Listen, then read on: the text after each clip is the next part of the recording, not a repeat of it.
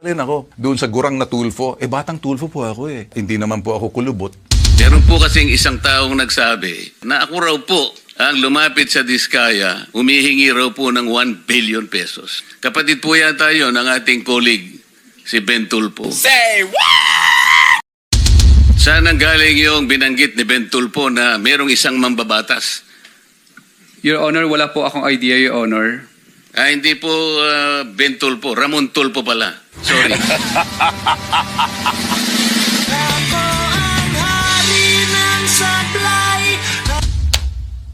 Lahat naman tayo nagkakamali, sumasablay paminsan-minsan. Huwag lang yung madalas na sablay.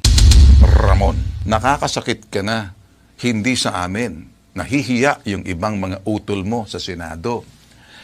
Nahihiya yung iba kasi kuminsan, yung dinadala mong apelyido, sama-sama dahil doon sa pinagagawa mo. Yan. May pasaring si Bin Tulfo kay Ramon Tulfo. At hari daw ng sablay dahil sumablay yung pahayag ni Senador Marcolita. Kaya sa pagkakataon ding ito mga kapatid, matapos natin pakinggan yung pasaring ni Bin Tulfo sa kapatid niyang si Ramon Tulfo at hindi sasagutin yung hari ng sablay na mga kaanib sa iglesia ni Manalo. Imagine, bakit sablay? Baka kasi sabihin nila gawa-gawa lang natin yon yung sinabi ni Caramel. Ito po yun. Ayan, Webster's Third New International Dictionary. Ano bang kahulugan ng invent? From Latin, inventus. Ayan. Venire, to come, more to come. Ano yung mga kahulugan? Ayan, number 4. Found, establish, institute, Yan. So, yun daw ang kahulugan ng invent. Pagtatag. Kaya therefore, si San Ignacio ang nagtatag sa Katoliko. Nako. Di, paano nila mapasinungalingan ito pahayag ni Feljon Fuentes sa Pasugo Magazine? Ano sabi? The Catholic Church, therefore, and I strongly assert this, exists not because it was founded. Hindi po ba? Nagsusuwagan, sablay na naman. Kaya, hari ng sablay, tatalakayin natin ito. Samahan niya ko. Kasi kamalingan, pag palaging inulit-ulit ay magmukha talagang kaguluhanan para sa ating mga kapatid na kulang ang kaalaman. Ang pagkadaya ay maranasan sa iba't ibang paraan. Pero napakasakit pag madaya tayo sa pananampalataya. Dahil nanganib pati ang ating kaluluwa. Viva Cristo Rey! Pro Dio et Ecclesia! Kumusta? Welcome. Ito inyong lingkod, Brad Wendell. Talibong muli magkasama ninyo sa pagkakataong ito. At inanyayahan natin ating mga suking taga-subaybay. Huwag kalimutang pindutin ang like sa ating live at huwag din kalimutang mag-subscribe at pindutin ang bell button para updated kayo, mag-comment at i-share ninyo. Kumusta sa lahat ng ating mga suking taga-subaybay? Bago natin tatalakayin ang sablay-sablay na argumento sa grupo ng The Revealers na mga ngaral sa iglesia ni Kristong Tatag ni Felix Manalo. Tatalakayin muna natin yung sagutan, yung sablay na pahayag ni Senador Marcolita. Sumablay siya. Ang pinangalanan niya si Bin Tulfo na ang nagawa pala ng article ay si Ramon Tulfo. Maalala niyo, si Ramon Tulfo ay di po ba may issue din ito sa Iglesia ni Cristo. At sinabing lahat ng mga local churches ng Iglesia ni Cristo sasampa ng ito tinatalakay din ni Bin Tulfo dito ng kaso dahil sa kanyang article noon. Pero atin ding tatalakayin, imagine, iginiit talaga ng mga mangangaral sa Iglesia ni Kristong kay Felix Manalo, mga kapatid, na si San Ignacio daw ang founder ng ay nako, si San Ignacio daw ang founder ng Iglesia Apostolika Katolika Romana. Okay. Ito bahagi sa pagsagot ni Bentulfo sa kay Senador Rodante Marcoleta na isa kaanib din ng Iglesia ni Kristong Tatag ni Felix Manalo. Ay nako, Mario Josep. Lahat tayo nagkakamali. Kung minsan, hindi mo naman sinasadya ang pagkakamali. Tulad nung pagkakamali ni Senator Marcoleta na ako'y napagkamalian. Chip, wala pa naman akong kulubot sa mukha. Napagkamalian ako. Doon sa Gurang na Tulfo. Batang Tulfo po ako eh. Layo po, milya pong layo namin. Hindi naman po ako kulubot. Hindi ka pareho ng isa. Di ba? Meron po kasing isang taong nagsabi, nag-intriga, nagpalabas ng kung anong klaseng intriga, na ako raw po, o maring hindi ako, isa raw mambabatas ang lumapit sa Diskaya, humihingi raw po ng 1 billion pesos. Para po yatang nagkasundo sa 120 million na lang. Isipin po ninyo, kapatid po yata yun ang ating colleague, si Bentulfo. Say what? So ngayon po, ang dami nagsasabi na baka ako yun. Sa akin lang po, okay lang yung magpalabas sila ng ganun eh. Basta may maniwala lang sana na mas maraming tao na hindi totoo ang sinasabi. Para sa akin, okay na po yun eh. Mr. Diskaya, meron bang pagkakataon ako nagpahaging sa iyo ng kahit ano pa? Your Honor, wala po. Wala po talaga. Saan ang galing yung binanggit ni Bentulfo na merong isang mambabatas? Your Honor, wala po akong idea, Your Honor. Hindi po Bentulfo, Ramon Tulfo pala. Sorry.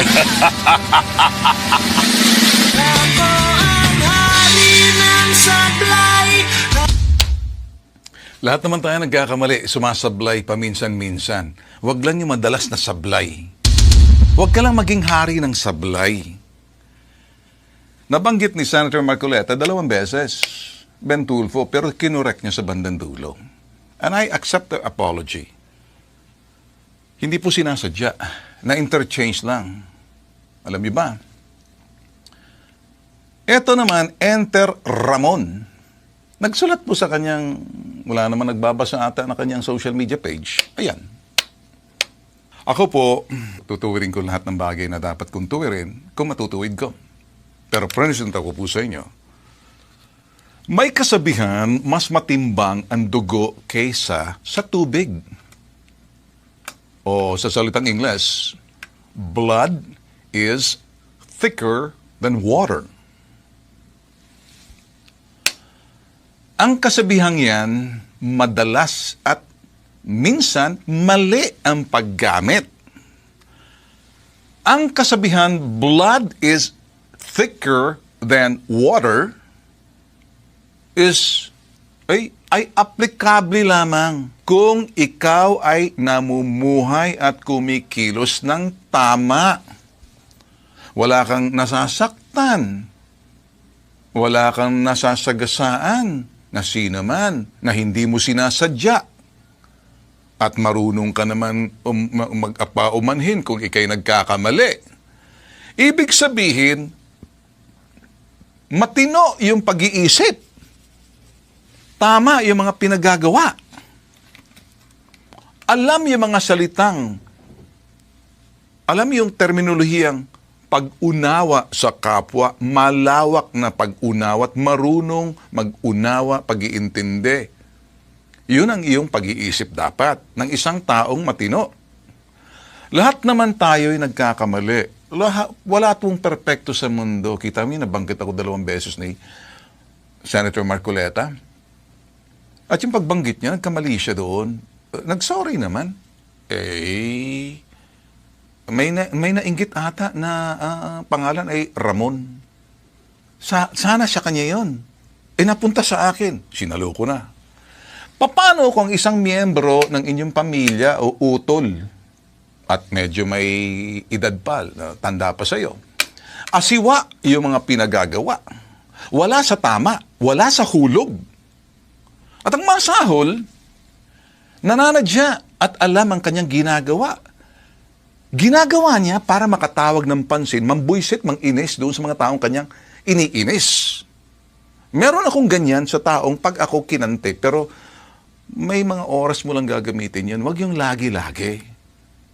Ang ibig kong sabihin, ang ibig natin sabihin na natin, Sandali lang.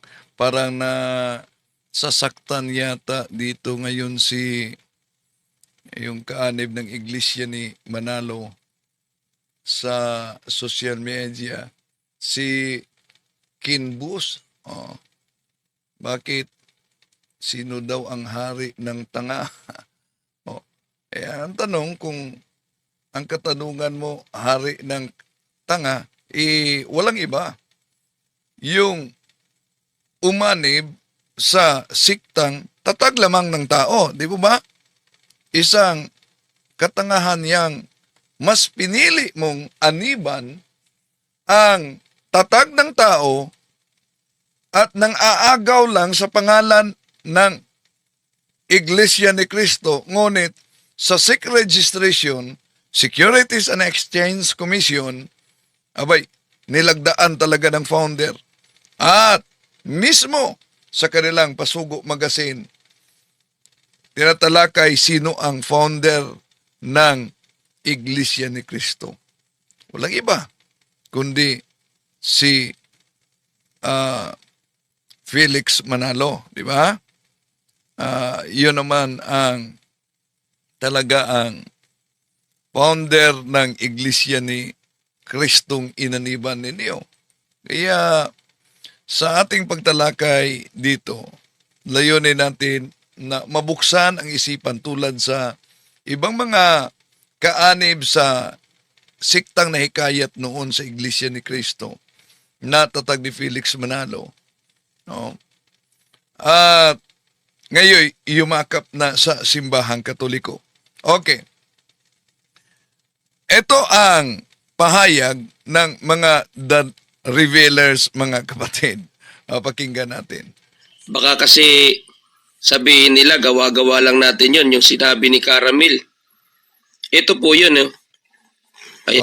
Tandaan ninyo, gumagamit sila ng mga referensya, mga Webster's Dictionary, Encyclopedia. Pag maiipit, abay, saan sa talata yan? Okay, tuloy muna natin. Webster's Third New International Dictionary. Ano bang kahulugan ng invent? From Latin, inventus. Ayan. Venire, to come, more to come. Ano yung mga kahulugan? Ayan, number 4. Found, establish, institute, initiate. Paano ngayon yan? Yun palang kahulugan ng invent, found, establish. Yun daw ang kahulugan ng invent. Ang invent, found, established. So therefore, ang simbahang Katoliko, founded by San Ignacio. Hindi, butata sila sa kanilang Pasugo Magazine mismo ni Feljon Fuentes. The Catholic Church, therefore, and I strongly assert this, exists not because it was founded. Sino sa kanila ang nagsasabi ng totoo na ang simbahang Katoliko ay umiiral hindi dahil ito'y naitatag? Ito din ang pahayag ni Parma. Kaya sablay-sablay sila. Matod sa ilang libro, kinsay giimbento sa pangalang Katolika. Usbon ko. Yeah? It was first used by Saint Ignatius. Catholic is the ancient name by which the Church of Christ has been known for 19th centuries. It was first used by Saint Ignatius, Bishop of Antioch in Syria.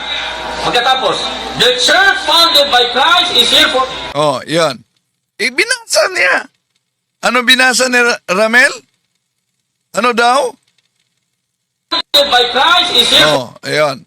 The church founded by Christ is here. Pagkatapos, the church founded by Christ is here for the first time called the Catholic Church. Oh, so, napakalinaw. Kaya pinapakpakan siya, oh.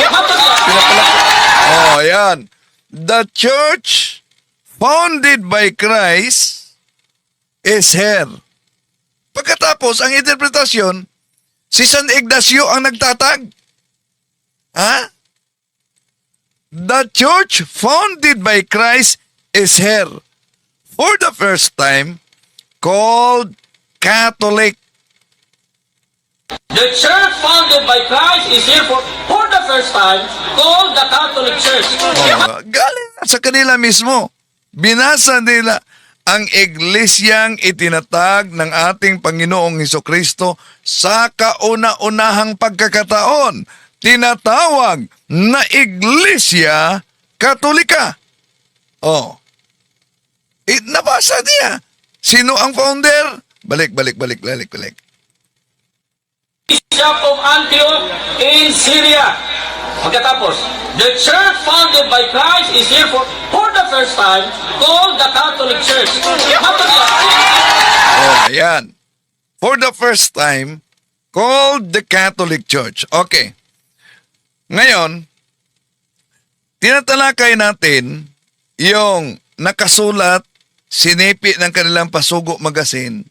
Nalala ninyo sa kanilang Pasugo Magazine, si San Ignacio daw. Nasa Pasugo Magazine nila yan, ay alagad. Kaninong alagad? Alagad ni San Juan. Oh, kaya nga, nang tinatalakay natin yung pagkaalagad, abay, natataranta sila. Di naman yan ang aming tindig. Kotisyon lang yan, sinagot yan. O kaya nga, kung sinagot talaga yan, ang tanong, asan mabasa sa Pasugo na sinagot na hindi siya alagad o apostol ni San Juan? Dahil sabi nila, gusto lang talaga paliwatawin ni Wendell yan na si Ignacio ay eto. Batod sa ilang libro. Ito po. Ito si Talibong, kuya. Pakinggan nga po natin sa kuya. Paano palulusot niya? Ito. Dahil quotation yan. Kaya nga, kayo mismo ang naghayag kung kaninong alagad batay sa quotation na yan. Mali. Tayo daw mismo. Tayo daw mismo. Inilantad lang namin ang argumento ni J.W. Roberts para may saysay yung Kasi- pagsagot. Kuya Proton, ang lilinawin ko lang, Kuya Angel, kasi gusto niyang palitawin si Ignacio na umimbento ng Katoliko, Iglesia Katolika Apostolika Romana, authority ng Biblia dahil follower ni Apostol Juan. Yes. At sinipi yan mismo ng inyong Pasugo Magazine. At hindi kailanman sinagot mismo ng nagsulat sa Pasugo Magazine na hindi totoo na si San Ignacio ay hindi alagad ni San Juan. Kaya nga, mga kapatid,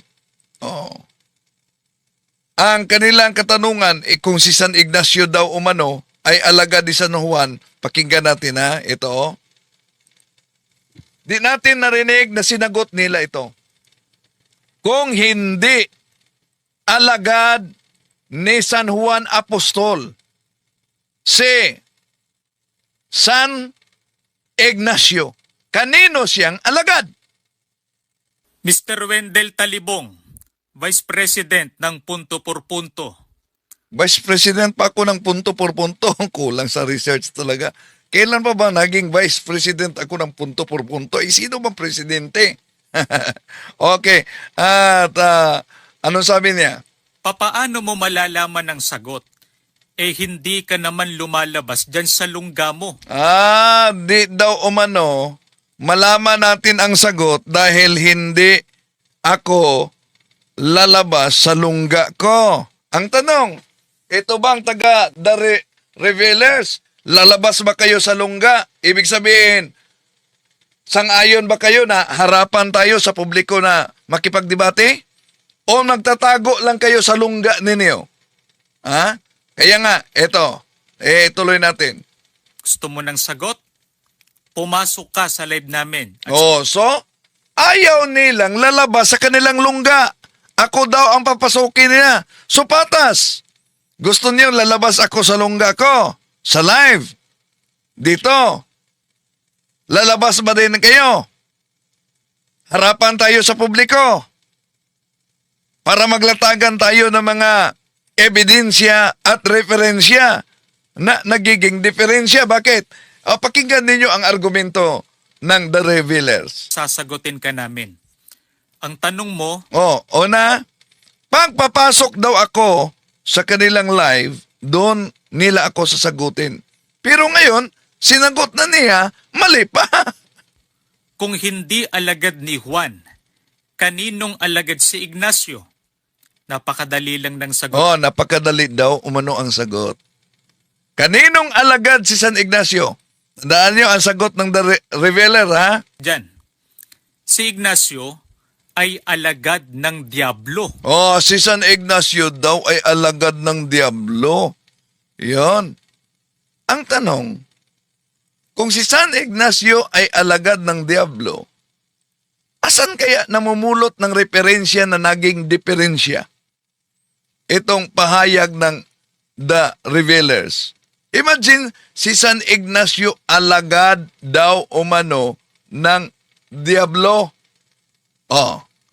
Ngayon, kung si San Ignacio ay alagad ng Diablo, saan na referensya mabasa na Saint Ignatius was disciple of demon? Asan kaya nila yan mabasa? Pero natataranta sila nang ginamit natin yung kanilang, kumparar natin si San Ignacio at si Felix Manalo. Saan si Felix Manalo naging kaanib? Di ba? Ito, si Felix Manalo umanib sa kulto. Yung sa bundok ng saan? Sa Pasugo Magazine, 1964, page 180 ni Isabelo Crisostomo. Ano ang sabi? Sa naturang Pasugo Magazine, Felix Manalo, he joined the trek to the mountains of San Crisostobal and Banahaw for the initiation rites. Saan kumuha ng lakas para magiging kaanib si Felix Manalo? Umakyat sa bundok. Tuloy natin. Hindi mo ba yung grupo na yon sa Mount Banahaw ay grupo ng kulto? Okay, tuloy natin. Ito naman ang tanong ko sa iyo, Mr. Wendell Talibong. Kung para sa iyo ay alagad ni Juan si Ignacio, anong talata ng Biblia mababasa na si Ignacio ay alagad ni Apostol Juan? Sagutin mo yan. Ayan. Sagutin mo yan. Ngayon, ibalik natin sa kanya. Ibalik natin. Di ba sabi niya, si San Ignacio ay alagad ng Diablo. Balik muna natin. Saan mabasa sa talata ng Biblia na si San Ignacio ay alagad ng Diablo? Di ba ang ginagamit nila referensya? Nang binasa natin ang referensya na si San Ignacio ay alagad ni San Juan, abay, di nila tatanggapin yan, dapat sa talata. Pero ano ang sabi ng Pasugo Magazine pag ayaw nila ng referensya? Ito ang pahayag ng Pasugo Magazine nila. Pasugo Magazine sa Pangulong Tudling, ito po ang mabasa. Malalantad ang kabulukan, kaya ayaw ng mga referensya. Naku, pag tumakbo pala kayo sa referensya at hindi tanggapin tumakbo kayo sa Biblia, hindi tanggapin ang referensya, malalantad ang kabulukan, sabi ng pasugo ninyo. Oh. Ha? Kaya, balik natin sa kanila argumento. Saan mabasa? Sa talata na si San Ignacio, founder, alagad ng demonyo. Di po wala? Oh. Kaya mga kapatid, sasagutin natin itong mga ikinakalat ng mga kaanib sa iglesia ni Manalo. Bakit? Dahil sa matagal na panahon. Sa matagal na panahon, imagine, ang daming mga Katolikong nadala sa mga pagputol-putol nila sa mga aklat Katoliko. Oh. Dami. Oh. Pero ngayon, nang sinagot na natin, abay, namimersonal. Grabe ang atake nila personal. Pero tatalakayin natin yung iba pang mga atake nila, mga kapatid. Ha? So, si Felix Manalo, batay sa kanilang Pasugo Magazine, saan kumuha ng lakas at anong uri ng espiritu? Ha?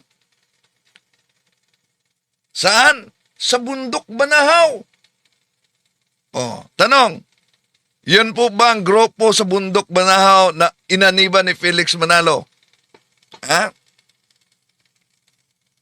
Yun po ba ay kulto o hindi?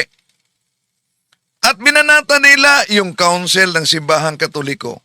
Mga konsilyo. Dahil wala daw sa Biblia. Idineklara lang ng konsilyo. Tanong, ang INC wala bang konsilyo? Yung konsilyo nila nasa Biblia ba? Tingnan natin. Pasugo 1977.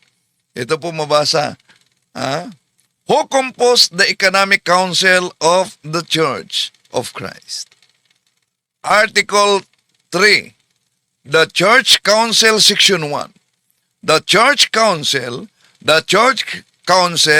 shall be composed of the executive minister as presiding officer, general evangelist, division ministers, general treasurer.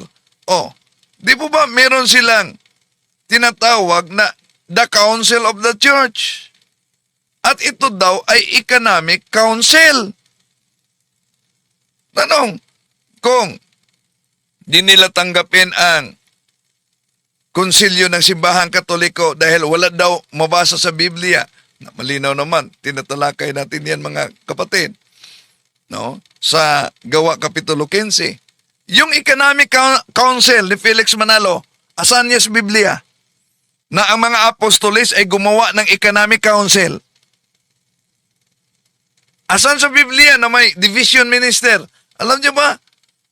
Pinasinungalingan ito ng kaanib ng iglesia ni Kristong kay Felix Manalo. Yung division minister daw, wala daw umano sila. Kaya saan daw ako namumulot ng salitang division minister? Parang di yata alam na nasa Pasugo Magazine nila mga kapatid. Yung division minister. Ha? Si tinig ng karunungan yon. Pakinggan muna natin yung tinig ng karunungan. Kung may tinig ba. Meron kayong division minister. Division Dahil minister. hinahanap nila ang salitang papa sa Saan mo naman nakuha Biblia, yan? letra por letra. Saan mo nakuha yung division Ibalik minister? natin sa kanila. Yung division minister. Saan mabasa sa Biblia ang salitang division minister? Oh. Kung sinasabi nila na nakatala talaga si Felix Manalo, anghel. Oh. May mabasa ba sa Biblia na anghel si Felix Manalo? May ganun. Ang una ko naman tanong, saan mo naman napulot yung terminong division minister? O, iglesia yan. Saan daw napulot ang terminong division minister? Eh di siguro nagbasa ng kanilang pasugo. O di po ba? Yung economic council nila sa Church of Christ, Iglesia ni Cristo Tatag ni Felix Manalo, anong sabi? The church council shall be composed of the executive minister as presiding officer, general evangelist, division ministers. May division minister dyan. Pagkatapos, saan daw umano napulot yan? Meron kayong division minister. Division Dahil, minister. hinahanap nila ang salitang papa sa Saan mo naman Biblia, nakuha gusto na yan? letra por letra. Saan mo nakuha yung division Ibalik minister? natin sa kanila. Imagine, galing mismo sa kanilang hierarchy, pinasinungalingan pa, nakasulat pa sa kanilang pasugo magazine na may division ministers, pagkatapos, yon ay nag-compose sa kanilang the church council na tinatawag na Economic Council of the Church, pagkatapos wala daw umanong division minister. Basa-basa naman ng inyong pasugo pag may time, di po ba? Patawa-tawa pa.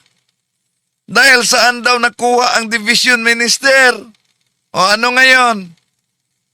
Baka ngayon lang siguro niya nalaman na may nakasulat pa lang division minister sa kanilang pasugo magazine. At least alam nyo. Ha? So kaya sa susunod, basa-basa naman sa inyong pasugo para di magmukhang inosente na patawa-tawa pa kung saan nakuha ang division minister pero di alam na nasa pasugo magazine pala nila yan. Ang tanong, saan mabasa ang tinatawag na Economic Council? Okay.